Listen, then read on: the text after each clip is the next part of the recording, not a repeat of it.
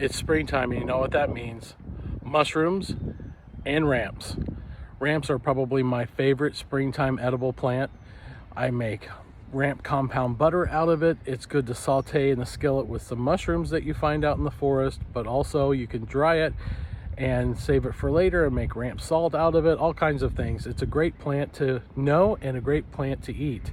It's a part of the allium family, so it has a little bit of a mild garlicky taste and smell to it. I've had a few people ask me to do a video on how to find them. I'll give you some growing conditions and also some tips to help ID them as well, and hopefully you can find some for yourself. So let's take a look. Ramps usually grow in small patches or clumps like these here.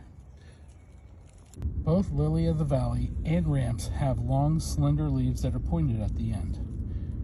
Ramps have 2 or 3 leaves per plant, and lily of the valley has 2 leaves per plant, so that it can be a similarity if you're looking at a ramp with 2 leaves like these here. The difference comes in with how the ramp's attached to the bulb. So coming over here, I pushed the leaves aside, and you can see each leaf of the ramp has its own stem by itself that connects back to the central spot on the bulb.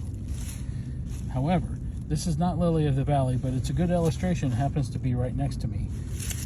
This is how the leaves of the lily of the valley attach. They wrap around the central stem.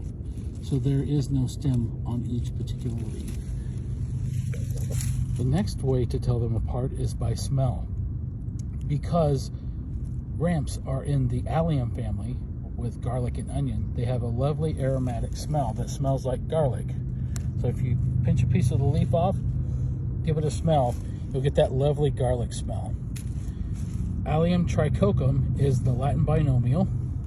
Allium trichokum variant Burdicki, which is what I have mostly here in Indiana, is called the white ramp commonly, because down here, as they get older, this kind of turns a whitish color, a very pale color. And there are some ramps where that is actually purple instead of white down here. But they're both edible, they're both delicious, and they're both Allium trichokum, but this just happens to be a variant. I'm telling y'all, there's good eats out here.